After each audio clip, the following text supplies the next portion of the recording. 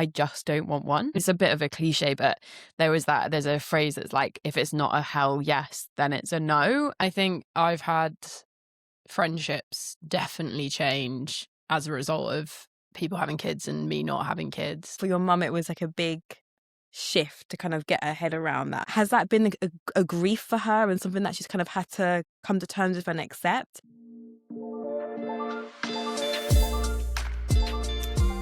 Hi, I'm Nicole, the host of Squiggly Motherhood, and I am so excited for this discussion today.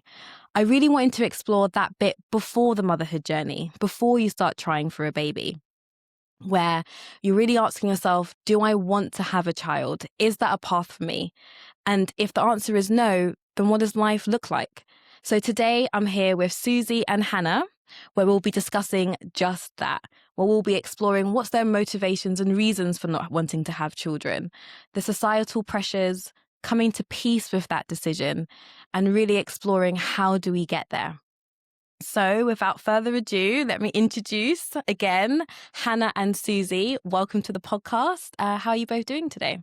Yeah, good, thank you. I'm so excited to be here. It's such an interesting topic. Yeah, I'm really excited about the conversation. Yeah, me too. I think this is one that isn't covered perhaps as much as other topics in the whole motherhood piece. So yeah, excited to have a conversation today. Perfect, guys. And just before we kick off and get started, I really just want to first define what we mean by being child-free. So for that, we're talking about individuals who have made an active and purposeful decision to remain child-free and to not kind of have children. So bearing that in mind, let's dive straight in.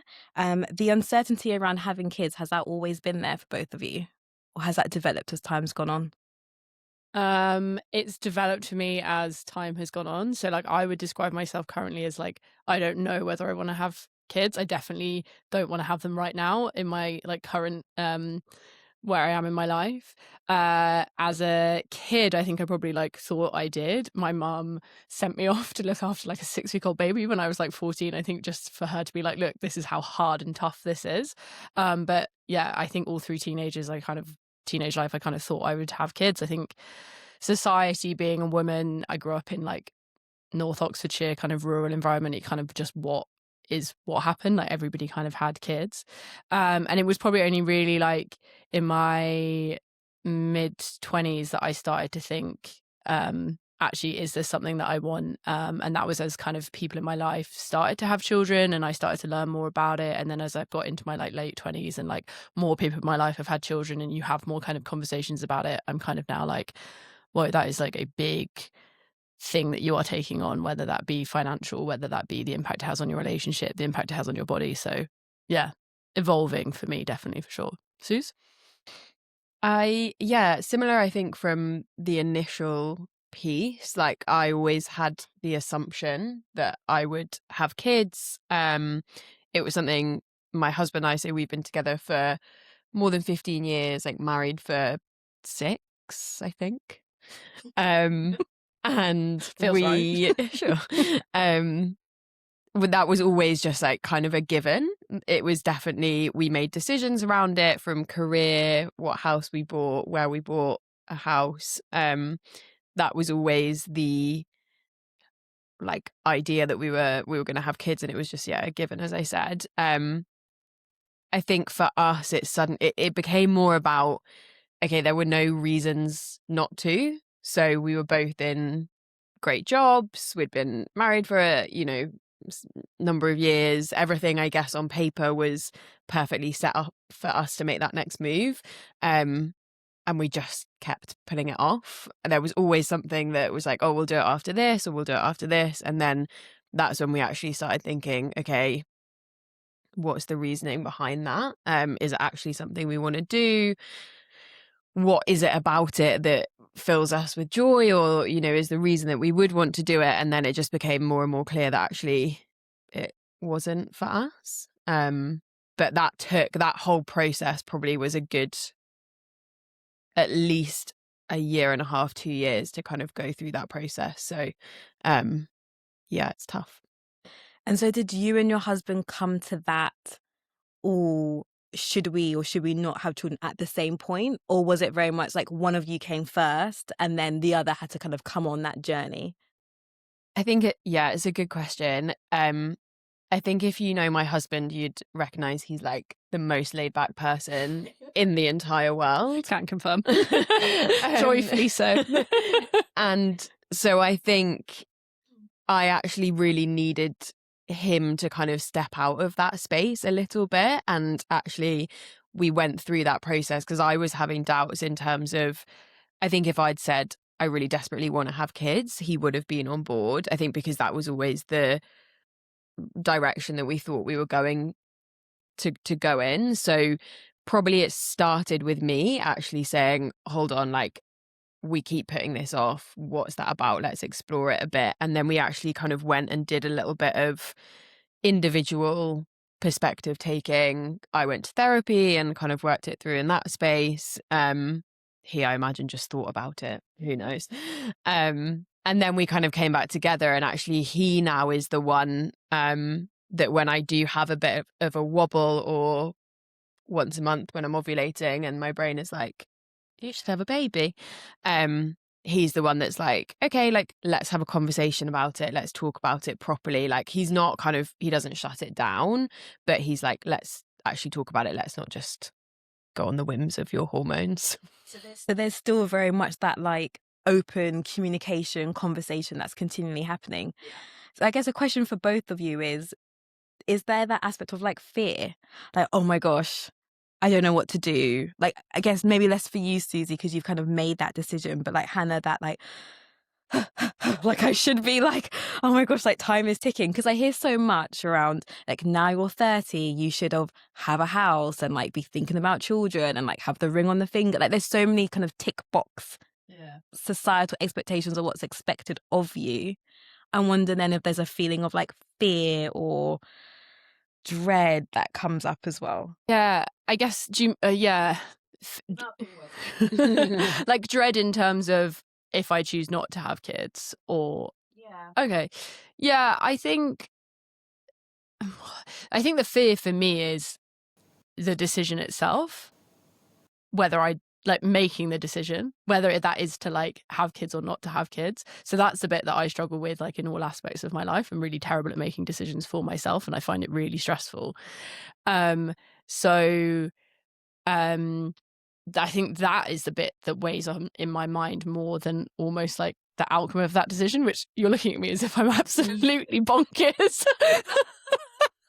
Which is fair as I say it out loud. Like, okay, so it's less so having the child and the baby. Well, no, there is that coming into it. Like, don't get me wrong, like that is a thing. But like, I think at the point now, because like if I was to get pregnant now, like that is not what I want like today. Yeah. So I think that is the mindset that I'm in, and I'm living my life in a way that I'm doing everything I can to make sure that doesn't happen. So I think that, and I'm very happy and content with that decision. So that, like at this current point of time, so there's like no fear or dread in it now. I think all of that stuff that you talk about in terms of like, oh, you like I'm 30 at the end of the year, like get engaged, people buying houses, I've got friends moving out of London, I've got like, do you know what I mean? Like there's a lot of happening, and it's that kind of like you do start to hear all of this chatter and noise about what your life looks like at that point. I think I've spent a lot of my like late 20s, probably subconsciously, but like consciously in the last maybe like year,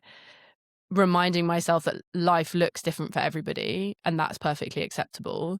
And I don't have to follow any form of timeline. Now, biology throws a little spanner in the works there if I wanted to have kids naturally. But aside from that, I'm quite kind of like, no, I will do things on my like timeline and when I'm ready.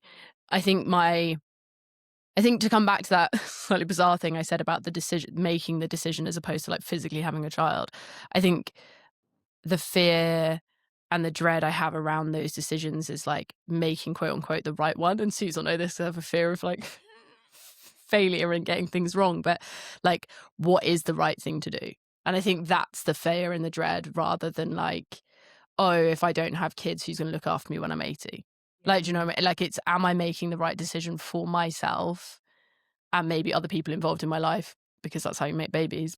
But yeah, I think it's more that than, yeah, no one's going to look after me when I'm 80. Can you relate to that, Suzie? 100%. Actually, as soon as you said that, it was like the decision. As soon as we made the decision, I remember it so clearly. We were sat in a like little wine bar, and we were just like, okay, like let's not then. And the sense of relief that I felt at even like, obviously maybe it was caught up in the fact that that wasn't the right thing, as in having children wasn't the right thing for us, and so there was a sense of relief there. But for me, it was more just the amount of time that I spent going over and over the question in my head every time I saw a child. Literally, it would be like, oh, am I like, what are we doing? Like, what? How do I need to process this? I need to come to some kind of decision.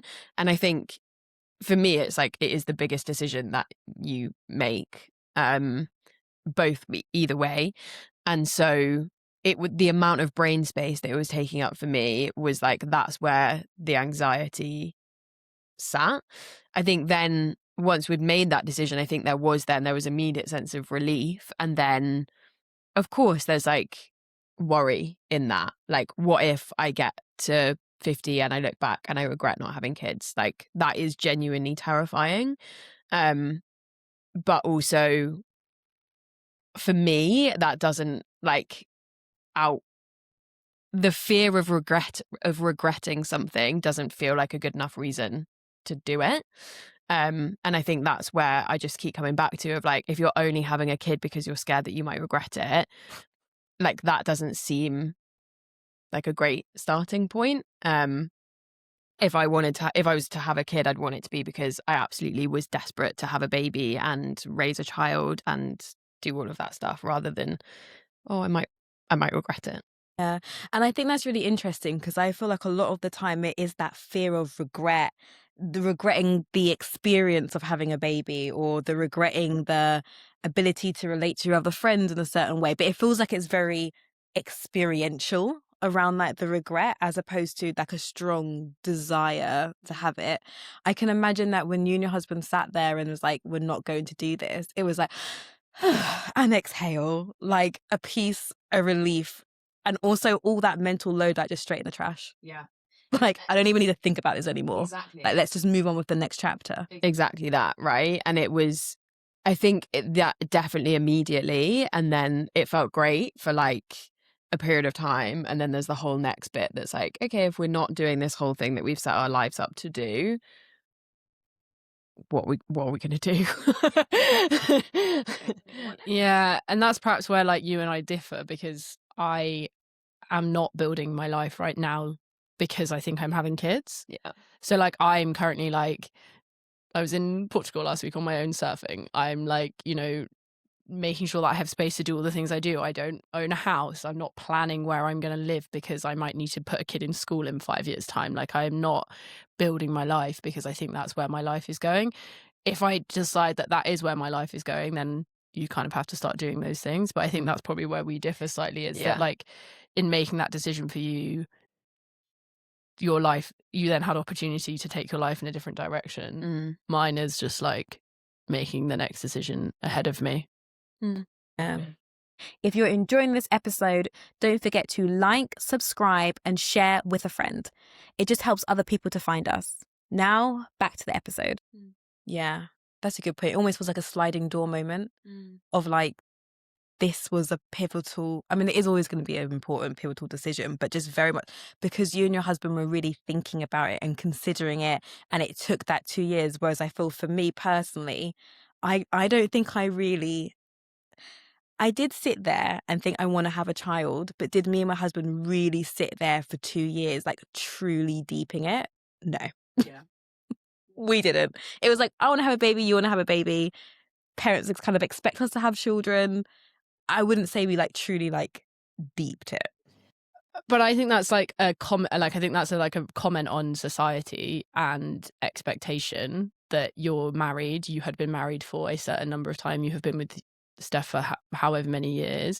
You both had throughout that relationship, I imagine, been like, yeah, we want to have kids at some point. So it was just kind of like the accepted thing. Whereas when you're making the other decision, which is the one that society is getting better at, but it's still not by any means the like common thing. by any stretch of the imagination, that's when it feels like a bigger thing where you kind of sit down and you're like, okay, wow.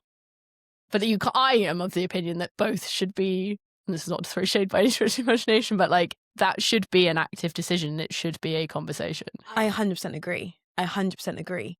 So I guess moving on to that, like societal expectations, how has that impacted, Suzie, your decision making, like with your family and your relationships and stuff? And then I guess Hannah, how you kind of talk about, I don't know what I want to do, if I want to have a baby or not, and how people kind of respond to that. I think societally, it was less impactful. I think I do think it's becoming more accepted to be like, oh, that's just not something that we want to do. I think people are becoming more sensitive to conversations around people that can't have children. And so the kind of narrative is people are just more conscious of like, you can't make assumptions, you can't have like those kinds of conversations happen much less, I think. The really difficult one for me was with my mum. She was so great. Like she never once said to me like, oh, okay, like when are you going to have a kid then? Which I knew that she really wanted that for me. And so that's the one, and still like really hurts, I think, not being able to go through that experience with her, the relationship I see that her and my brother, who has a daughter, and the relationship that my mum has with her granddaughter. I think that's the bit that is probably the hardest, one of the hardest things for me. But again, that would be quite an easy thing to kind of be like, oh, okay, then therefore I should do it. And again, it's like, actually, that still isn't me actively wanting a child. That's still to kind of, there's wider things at play there. So, less of a societal pressure from me and never pressure from my mum, but that's the one that I think, feels really difficult. How do you like center yourself and your desires amongst what your family wants? Because I know with myself coming from like a Caribbean background, I feel like it's very much, there is a family expectation. There is a pressure there as to what is expected of an individual, and that very much has influenced my decision making as I've like been an adult. Not so much as like definitely as an adult. So how do you like hold what she wants, but then also like stay true to your desires and your dreams and know what's best for you and your family? Like how do you navigate that? Because I'm very much like, parents want this, and I'm like, whoop, steered this way, or this person, oh, steered that way. And I find it hard to stay true to like what I authentically want. Yeah, I suppose it's a few things. In one, I don't think anything is like guaranteed in terms of, obviously, I don't have to touch wood, but something could happen to my mum tomorrow, and if I was had just had a baby, or I wouldn't want to be in that position because of that pressure. And also I don't think that would be what she would want for me either. I know that she would have loved me to have a baby, but not because that was what she wanted. So I think she would always have pushed me to try and at least identify that. I think it's really difficult because it is really intertwined. I went to therapy, talked about it a lot. Do you feel it? Do you feel pressure? No, not at the moment, because I have far more friends that aren't at a point in their life where they're thinking about having babies if they do want to have babies. Like they're not at that point in their life. So like that's helpful, because even though my friends are doing like a whole variety of different things, and some are buying houses and some are not, and blah blah blah blah, but like there's not a huge amount of them that I haven't got like a wave of people getting pregnant. I'm kind of getting the wave of engagements or house moves, and And I think Susie's right that the conversation around like parenthood is changing, which is great to see. I still think there's an underlying assumption that if you are in a, and I'm talking also from like a very hetero relationship point of view, but if you are in a hetero relationship and you've been with your partner for a certain amount of time, that you're going to get engaged and you're going to have a baby. I do still think that that's just like the assumption. And so it's only really when I say, oh, I'm not sure, that then people start to question it, if that makes sense. But it's not pressure that I'm feeling like a huge amount at all. And people know me well enough to know that I have a strong opinion on things. Yeah. Who knows if it will come, and like who knows that maybe in like 3 years' time, who knows what will happen. But like that's a lot more like biologically in terms of where your body's at, a very different thing. I'm still at the point where like I've got time. And I guess words that were popping up for me, Suzie, when you was talking was, do you feel like rebellious? Do you feel a sense of like freedom, going against the grain, being like, I'm not going to do what's society? Do you know what I mean? Yeah, I think not really in terms of that was never like a driver. Yeah. It wasn't something that we were like, because we're very traditional, I would say, and like I don't think you could describe either of us as like being rebellious. But there is now a sense, I guess, of I wouldn't necessarily, I think freedom, yes, like absolutely. And I think we don't necessarily know what we want to do with that, but there is a sense of, okay, we are completely, we can take a few more risks and things like that. The kind of, to your point, I can't remember exactly what it was you said, but there was something around like, oh, because people aren't necessarily, when you mention, oh, I'm not sure, that's when people kind of are like, oh, okay. Yeah. And I think the first time that you say it, almost the more that you say it, the easier it becomes, like actually, and the more confident you then become in the decision that you've made, you become, it becomes much easier to just be like, yeah, that's like not something that we're going to be doing.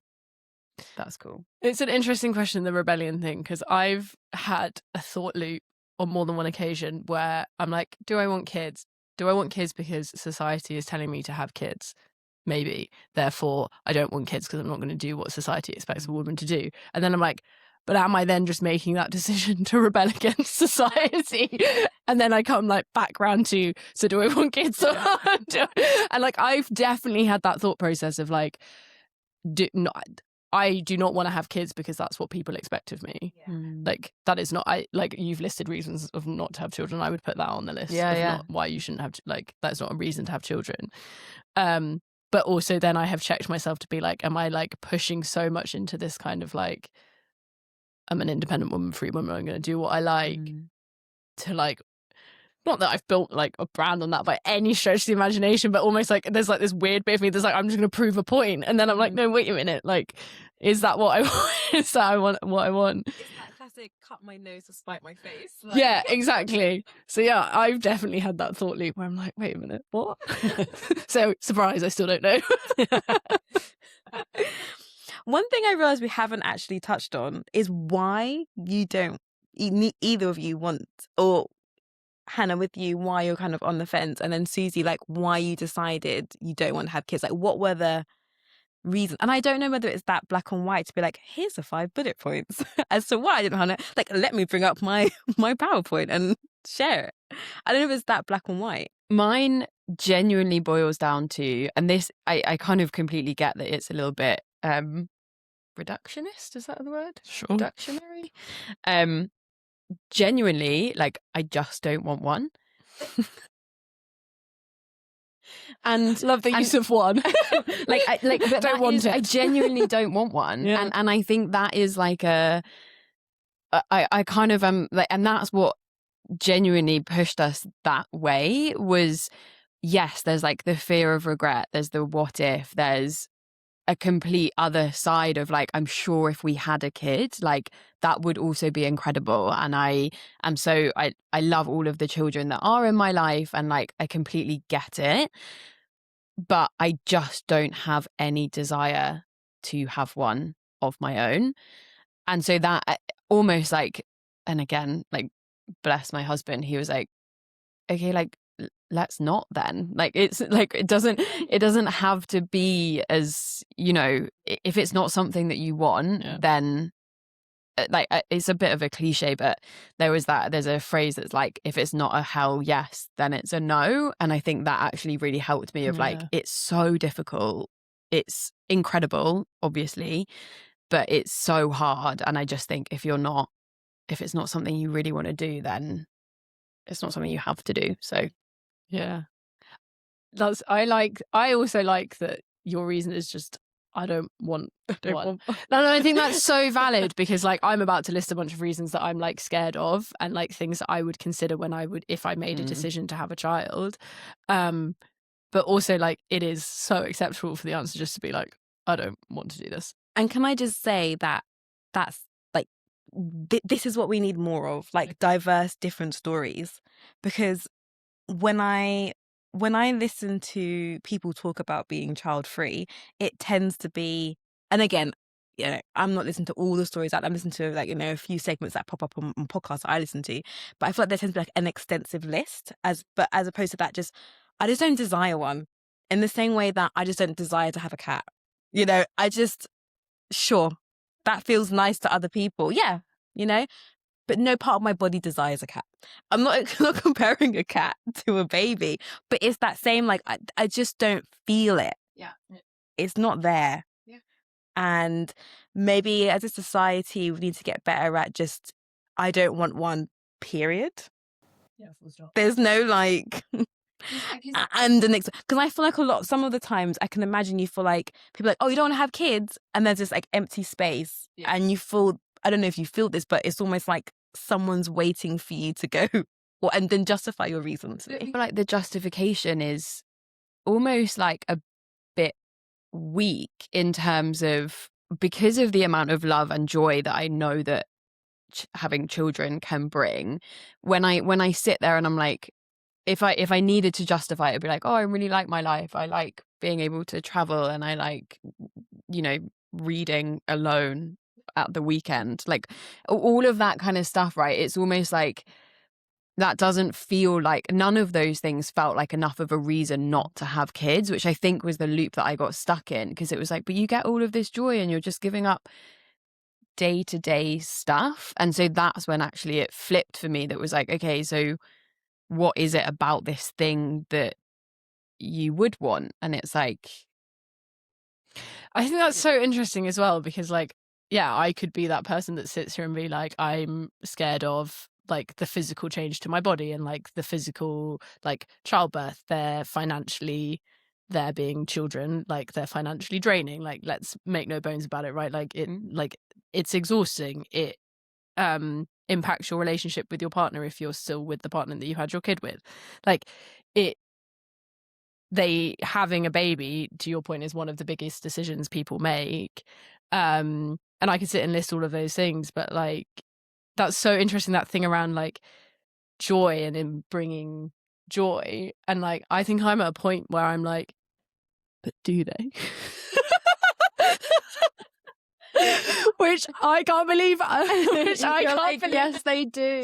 Which I can't believe I've just said on record. But like, and that's harsh, because like I have a great relationship with my parents, and I hope that I have brought them joy. I also know that I have brought them like periods of anxiety, periods where they have found me deeply frustrating, periods of time where they're just like, could you just, you know, do the thing you're meant to be doing, or like whatever. So, and I look around, and I don't know what it is about kids in London, but I just see parents in London with their kids, and then no one's having a good time. You see moments of joy, but like, I think for me, it's always on the tube, and I see parents navigating the tube, and I'm like, but why would you do this? You could get on this tube without a pram. It looks like but I think if you want that, then that is fine. Yeah, of course. It's like the kind of, not to sound too much like a psychologist, like what are you willing to experience in pursuit of that thing that you want? And I'm like, well, yeah, I don't really want it. So like all of those things, yeah. Super quick interruption. If you are enjoying this episode and you think someone would benefit from it, please share with a friend, and don't forget to subscribe. Now back to the episode. I think there's probably women like me who kind of didn't, like, vaguely thought about not having children, but then ended up having kids. So I never sat there and thought, what am I willing to like put up with? Versus, like, it was never really that. Whereas I think as you go and have 2, 3, 4 kids, then you start thinking, okay, this is hard, and I'm struggling to weigh up like how much of this do I actually enjoy versus the hardship.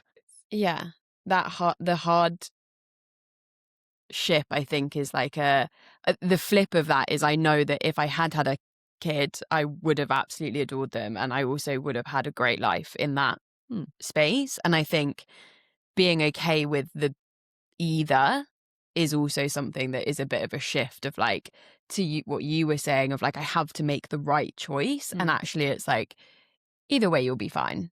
Yeah. And that is true. Yeah. So I think that also is just that kind of, it will be okay. Yeah. The world will keep on turning. Yeah. And if you have a baby, you will love them and you will have a really nice life. I don't know. I know I'm like programmed to love it, but I do have fear sometimes. Yeah, it is pretty, yeah, you are programmed to. Yeah. It's weird for every part of your body. I think it's because, again, like I can look at children, and I can look at people and friends that have had children and be like, oh my goodness, this is great. This baby's amazing, beautiful, and smells great in the first, like, couple of months.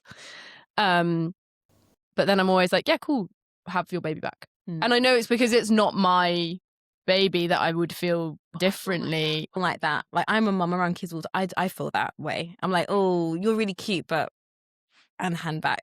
I only feel that towards my kids, definitely not not the people's kids. Not that strong kind of like connection like that, no. Yeah. Because Suzie, you mentioned your mum, and like for your mum it was like a big shift to kind of get her head around that. I guess maybe it's also something about you being like her daughter as opposed to her son, like having a child. Has that been a grief for her and something that she's kind of had to kind of come to terms with and accept? And I guess, how has your other relationship, not just your familial but your friendship relationships, kind of been impacted by your decision as well? I think, obviously, I don't want to speak on her behalf, but yeah, it was really, really hard. I think, again, she handled it incredibly well. Like, she was really upset, like she was visibly upset, but it was always like, that's really sad, rather than you shouldn't be making that choice. And we have had conversations about it since. She said a little while ago, she was like, are you sure you're not just scared? And I was like, no, like it isn't the fear piece. Like, I'm not scared in that way. There just isn't that kind of desire to do it. And I think it has been really hard. I would say my niece has probably really helped in that. Like, I can't remember the exact timelines, but yeah, I think she certainly softened the blow. But yeah, I think she found it really sad, but she never tried to persuade me to change my mind, I guess. With my friends, it's a little bit different, I would say. So my 2 best friends both actually had babies like a month or 2 apart at the start of this year. So we're still, I would say, navigating that shift. I know, Nicole, we've kind of spoken about this in terms of like, I know that I can't relate to what they're going through. So I see, I know that they have other friends that they can lean on, other mothers, I guess, or parents, that they can lean on for more of that kind of support. And I'm just here in the corner checking in, sending them voice notes, ideally once a week. Just to say, that's insane that you send it weekly. I just want to caveat and say that to me, that feels so often. When I had both kids, I think people checked in on me maybe for the first month and then it just dipped. And then when I had my second, very rare. Like it just, didn't happen that often. I think I think for me, it doesn't almost feel like enough because they live relatively far away as well. So from a practical perspective, I feel like I can't really do loads. So yeah, I send them semi-coherent voice notes and just kind of check in. I think it was a bit of a kick up the butt. I think for me, I went to see one of my friends who her baby was really small, like maybe 4 weeks, and I think visibly seeing it, I was like, oh, like this is so hard, like I need to just show up a bit more. So that was a good kind of like, I don't know if you find it, maybe it's just a relatability thing, like I find it hard to know what is useful, and I don't want to have to ask like, what do you need from me, because they don't need another thing to think about. So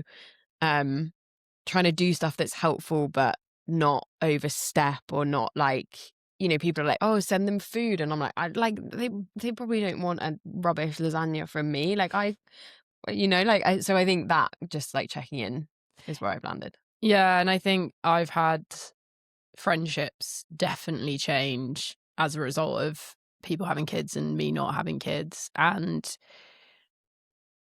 it's really hard. The relatability thing is really hard because I'm an emotionally intelligent human being who can sit there and be like, you're sleep deprived and this is really hard and you're doing this for the first time, or you're now doing like 2 for the first time and you've got a toddler and you've got a newborn. But I have actually no idea what that's like. And also, and this sounds harsh and I don't mean it, but there is part of my brain that's like, you also chose to do that. Like like you chose this. Too savage? Well, it's funny because my granddad said that, because you guys both know, but like my kids are 18 months apart. And I was telling my granddad about like the struggle or whatever. And he was like, but Nicole, you must always remember, this was what you chose.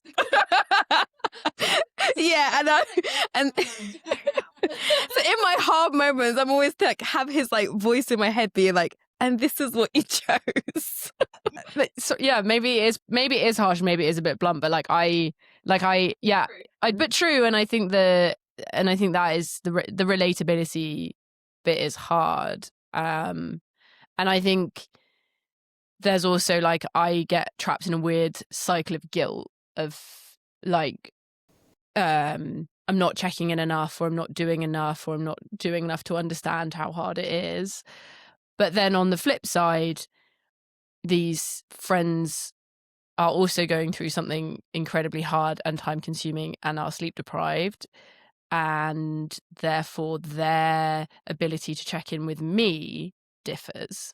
And so therefore the friendship changes. And I think adapting to that takes a minute, because it's really easy for us to sit here and say someone is really tired and sleep deprived and therefore they're not going to be able to check in on their friends in the same way. But like at some point you hope that it will come back around, or like you'll get back to something. It will never be the same, but you'll get back to something. And like I think that's a bit that also, I sound really harsh here as well, but it's like I can sit here and give you all of this stuff and friendship isn't reciprocal and it isn't one for one, but I've got to know that there's something coming back, and that isn't always the case. I hear that, and that's going to also differ from person to person.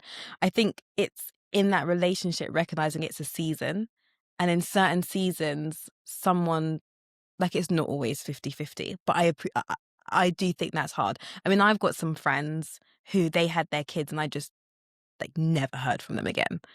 They've just completely gone into their own bubble, not just the initial, 3-6 months, whether it is, like 18 months, 2 years. Their children are big and they've just gone into themselves. And I found that really hard.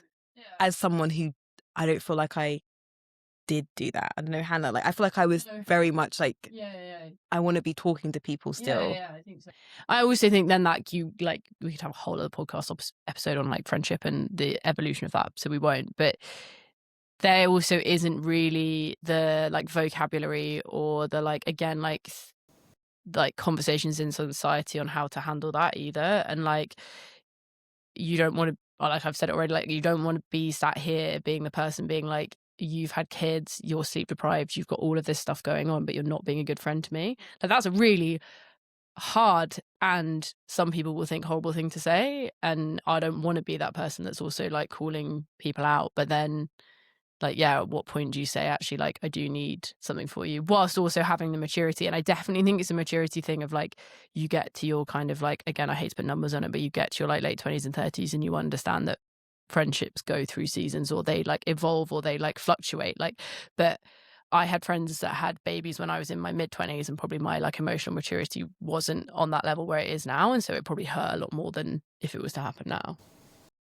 It's an empathy piece. Understanding it's a season, and I definitely understand where you're coming from. It's hard for your friends to show up for you in the same way that they did previously when so much of their lives have changed, and they're in like this like, oh, this stuff's happening, I'm trying to figure it out, my relationship with my husband.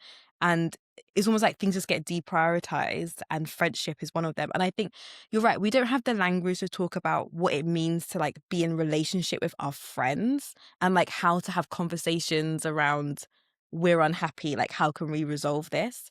And I think as a whole, we're just moving so much further away from having a village, that I see it with my friends who have kids, and it's very like insular. It's like me, husband, kids. And I'm like, but I'm here too. Like, why don't we parent together and do this? But because it's so like me and individualistic, we're moving away from the village. So you may not even think to even reach out to your friends, especially your friends who don't have kids. You're not even like, you're not considered, if that makes sense. Not in a nasty way, but just I've just turned insular into myself and my family. Clear, like any of those like friendships that have gone through that, I don't think there's been any malice in it at all. Like it's like never that at all. It is just like time and exhaustion and a million other things that you've got going on. But I think that village thing is interesting as well, because I think we're also seeing a shift in when women, the age at which women are deciding to have children, but also I think, I don't know if this is true or not, but it'd be interesting to know whether like gone are the days of like everybody going through life and doing like everybody getting married 2 years later, everybody having kids. Like there almost isn't that natural village anymore, because everybody's doing it on a different timeline more so than ever. And people move away from their families a lot more nowadays, and like, yeah. Suzie, this was a question kind of specifically that I had towards you.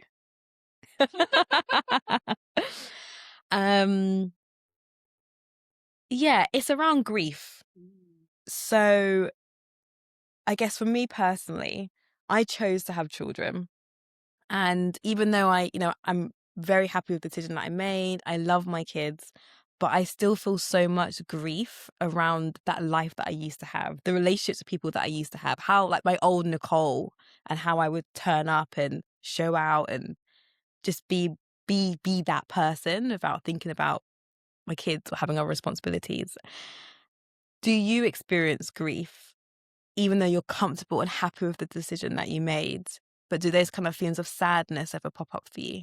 Yeah, I think particularly the relationship with my mum, and that I am really sad that we won't have. I do think it gives you a deeper relationship with your own parents, your mum in particular, I think, if you have children. I think there is a element of grieving the life that I thought I wanted. So I don't think it's an actual, like, if I think about it now, and because we kind of, we moved so close to that in terms of like, we had the, like, the dream house that we wanted in the dream village, and like there was a nice little school, and we had neighbors that had kids, and all of that, you know, like it was all set up, and actually looking at that life, I think I don't grieve that. I think the thing for me is like, I'm sad that that isn't what I want, if that makes sense. Because I can appreciate and probably do feel a sense of loss around never experiencing loving a child and having that relationship and the joy, and like people are like, oh, they're just my little bestie and like they are the best, you know, like that. I'm like, I wish that I wanted that. So I think that's the kind of grief and sadness that I feel, if that makes sense. Makes perfect sense. That makes perfect sense. And I guess, how did you accept the life that you currently have, that you're building with your husband? It almost like that realization, like I've said it so often, like following on from what I said, like that was the thing, like when I was really upset about this kind of decision making process, like I would say to my husband all the time, like I just wish that was what I wanted, because in the moment that felt like the easier choice and the easier decision, probably not the easier outcome, right? Like it was objectively harder to have children than to not, but the decision felt like it would be easier to decide to have kids, for the reasons that we've kind of spoken about, right? So I was like, I wish that that was what I wanted, and I know now that because of that, almost that gives me confidence in the decision that I have made, because I'm like, okay, I felt like I did turn away from the easier option in that moment from a choice perspective, not doing it. Not saying that parenthood is easy, let's just be really clear. But the decision felt like that was the easier decision to make in the moment. And so I think the acceptance piece now is like comes from the confidence of like, okay, like we went through that process, as you said, we put loads of thought into it. It felt like a really difficult decision to go through and to process. And now we just go on holiday and watch cricket. Like that's like, to be honest, that really helps. Through like realizing that this is not what you wanted, I'm just going to touch back on that fear piece. Was you ever fearful that it wouldn't, you and your husband, you wouldn't align on it, and that he would come to a completely different place from you? Because you're going into it, you were married. And so that you were like, okay, we're going into this marriage expecting this, as opposed to Hannah, if you decide prior to that, you're kind of setting up the expectations with your partner for marriage, it would be different. So I guess, was there that fear of, oh, actually, what if this leads to us actually saying we want completely different things? I think, again, my husband being who he is, I think it wouldn't have come to that. So the short answer is no. I was never worried. Like I knew, because I think also he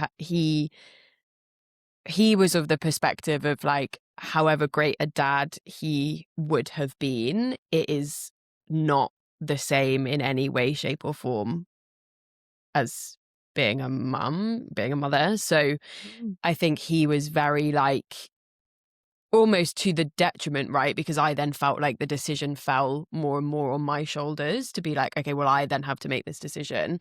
And he was and that was a lot of and he was like, yeah, you kind of do, like in a sense of you are the one that this will impact more significantly either way, and therefore you need to feel comfortable in the decision. And I think he went through his own processing and actually helped with once we'd made it, he was like, yeah, that's where he landed. It's good that you're with someone who has that understanding of, do you know what I mean? Like the mental load, I don't want to use the word burden, but I'm going to use it, burden, that the mother has, that is just so much more than the father. I think if you're with someone that truly gets that, it makes parenting easier. It makes deciding to remain child-free easier, because they understand that weight. I do sometimes like that I've seen that question kind of around a bit of like, if you could be a dad, would you feel differently about having kids? And I think that's just an interesting. Such an interesting question. And my instinct is like, no, but I think that's just because I'm so programmed to think about it as because I'm a woman. Right. Like, I just like, I also think I appreciate that if you biologically carry a child, you go through something that your partner does not. And that is always going to be different. And therefore, you're going to have this kind of differential experience, like you're going to have a different experience to your partner. My hope would be, and I know that society is not set up in this way, and there's a whole bunch of other stuff going on, but I would hope even in like the one-on-one like parenting relationship that you then have with your partner once that child arrives, that there is kind of like as much like equality as you can get to there. Now that is me asking like a huge amount of like taking away like so much of the stuff that just doesn't enable that to happen. But like I think that's why I'm like instinctively like no, because my hope would be that like a dad, once a child has arrived, like feels the same way that a mother does in terms of all of the highs and the lows. But that is also incredibly naive of me.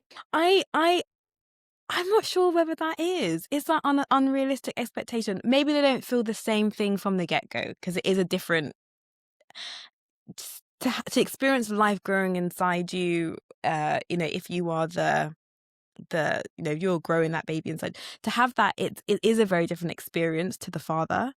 However, when that child is there, and if you're both in it as a team and you're doing it together, then I think they 100%, it will never be 50-50, but it can be damn well close to it. I was having this conversation with someone actually very recently about just the importance of that teamwork piece that comes in that partnership when you're raising the kids. And when there's that bit more of that partnership, that teamwork there, it does feel a little bit more like I'm not carrying the absolute everything load on my back. But then I think it's really important that women choose the correct partner that's going to meet how they want to be in a relationship, wherever that means for that individual, but there's a partner that's going to either be 50-50 or give them whatever they're looking for. And I think that's almost like the shame, right, of like the way, like I'm really proud of how my husband and I have gone through this process and like the communication that we've had and like all of those conversations and the approach that we've had to it. And I'm like, oh, we would be really great parents, like almost off the back of that, right? And like the thought that goes into that and like the seriousness or the responsibility that I think I would put on having a kid. There's something in that I'm like, oh, shame. It'd be nice. Yeah. It'd be nice to want it, but I don't. So here we are. And I guess, what does life look like for you? Like, what's your, what are you going to do with your life, basically? Cricket, aside from cricket and holidays. Cricket, aside from watching cricket abroad, that is the start and the end of our plans so far. I think that's probably the in terms of the relationship shift, I think that has been quite significant because you build a life, you build a relationship around this thing, and then suddenly for that to just be completely blown open, you then have to, even as something as simple as like, oh, it actually is just going to be me and him for the next like how old am I? Next 50 years, say, fingers crossed. That in and of itself, I think, shifts the dynamic of your relationship because you kind of are like, oh, well, we'll be going through this whole new life experience together. And absolutely, that's really difficult on couples. But I think it also, as you say, it can bring you closer and that teamwork element. And so we're still in that phase of figuring out exactly what that looks like in terms of our future life and what does that mean for us? What does that mean career-wise? Where do we want to live? Like, and it's really cool, but I think there is an element of that is a long time just to also live your life without this whole other thing to be doing. You and I can just hang out. Yeah, exactly. but again, like I think it still then comes back to of like, as much as that does feel scary and like slightly discombobulating, it's also like, for me, that's still not a reason to then have a kid. Yeah. Like that, you know, that doesn't then take away from the fact that that still just doesn't feel like what we want to do. I think for me, it's like keep having the conversation with myself. And now that I have a partner, my partner, because I think that's a conversation. Yes. Like, yeah, I think it's, for me, I think it's like keep having the conversation with myself and other people that should also be included in that conversation of like, and it doesn't have to be like every day because I'll get exhausting, but like keep checking in with myself on like where it is. And I think a lot of like why I don't know is because I keep asking people questions about their experiences, which sometimes is great and sometimes puts me off completely. But I think also like keeping doing that as well, because like I'm someone who has to like gather a bunch of stuff before I would make a decision on that. But then in the meantime, we'll continue to just go on holiday by myself. Yeah, well. perfect. Yeah, I can't wait. I do think the gathering information piece I found it, I think it is shifting kind of that society thing, but just even in terms of like, I get most of my content through, I guess, speaking to my friends, and I didn't have many friends who had made that choice. I had my other brother, but that was kind of it. Like I didn't have any friends that were my age women who had made that choice.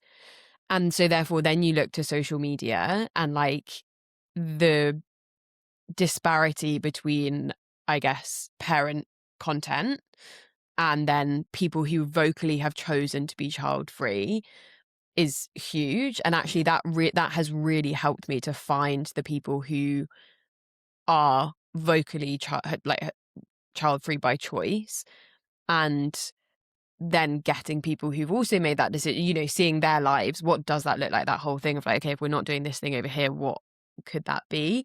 And I think the most useful thing in that for me was like, I think because you have this sense of like, oh, if you don't have kids, you have this freedom and you have more money, hopefully, as you know, financially you're not worrying about that side of things. So everyone's like, oh, what are you gonna do? Like, are you gonna like go and do all of these incredible things? And it's almost like, oh my god, I have to make the most of not, you know, because of some of that loss and like that sadness. You're like, I have to live this incredible life that looks amazing. And actually, like, it is also fine just to sit at home and read on a Sunday if that is what you want. Like, it doesn't have to be extraordinary just because you don't have kids.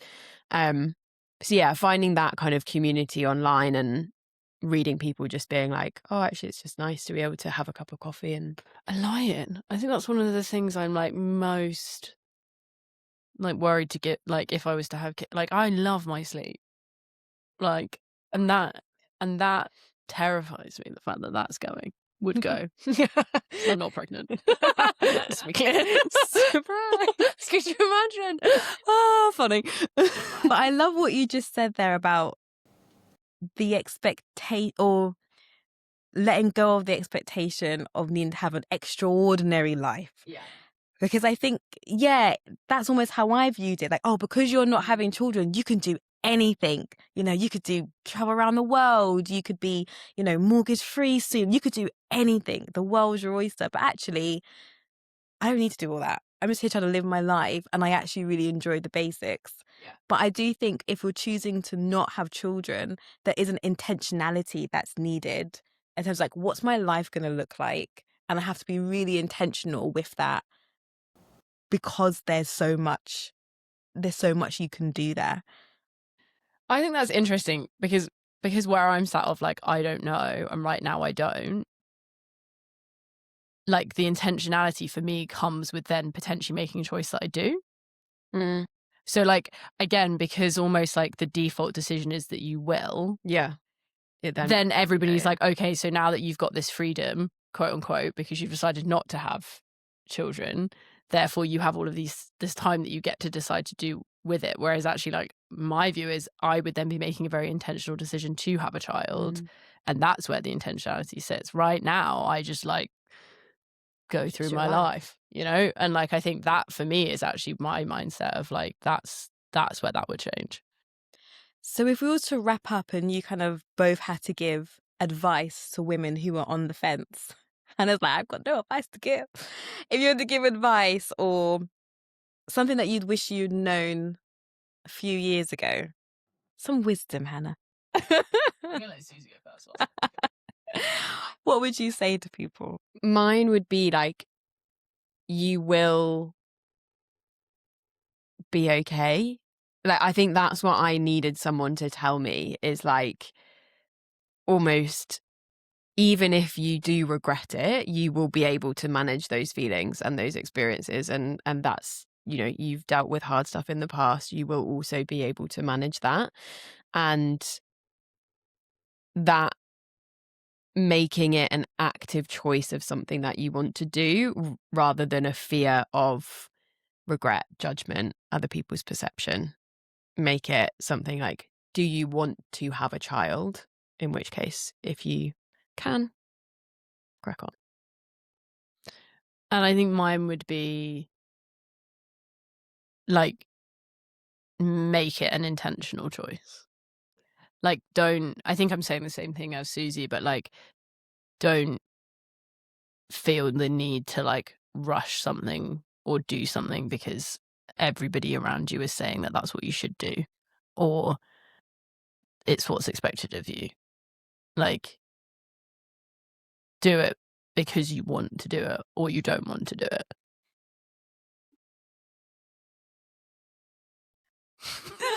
Is that wise? I don't know. It is wise. Wisdom. That was wise. Yeah. Oh, if anybody can help me decide, that would be great. Someone can make the decision for me. I also genuinely would say go to therapy, because Yeah. it's really useful to have an impartial person just to help you go through that process. To help facilitate that conversation, and Yeah, I actually think, sorry, I might change my piece of wisdom, which is just like the age-old piece of wisdom, but it's like, probably talk to someone. I am so guilty of wrapping myself up in my own head, of going round in loops of like, what is going on? What do I want? Blah, blah, blah. Like, I think find the person, people, community, therapist, whoever it might be, that you feel safe enough to then just have the honest conversation and talk it out. Yeah. Love that. I love that we've ended on therapy. Because I am I am pro therapy to like my absolute core. So I love that we have ended on that note. Thanks so much for joining. Thanks so much for the conversation discussion. Yeah. And yeah, it's been great. Super insightful. Like, loved it. So thank you guys so much. Thanks for having us. And also thanks for creating a space for people who don't want kids or are undecided about kids to talk. Because as Sue said, it's definitely the minority of content out there. So thanks for creating that space. I would very much agree. Thank you, guys. If you enjoyed that episode today, listening to it, viewing it, then please just follow me on Squiggly Motherhood. I'm on all social medias. Share with a friend, rate this episode, and it'll help people to find us. Thank you so much. How do you juggle a busy household when you have to cook, clean, and look after the family? Now, one thing that helps me in particular is HelloFresh. We use HelloFresh every single week to help us with our meal prepping, and quite frankly, it's just one less thing to think about and one less thing off the to-do list, and my mental load feels so much lighter. So if you would like to use HelloFresh and have a discount on your next HelloFresh meal, don't forget to check out the show notes where we have our own Squiggly Motherhood discount. Check it out now.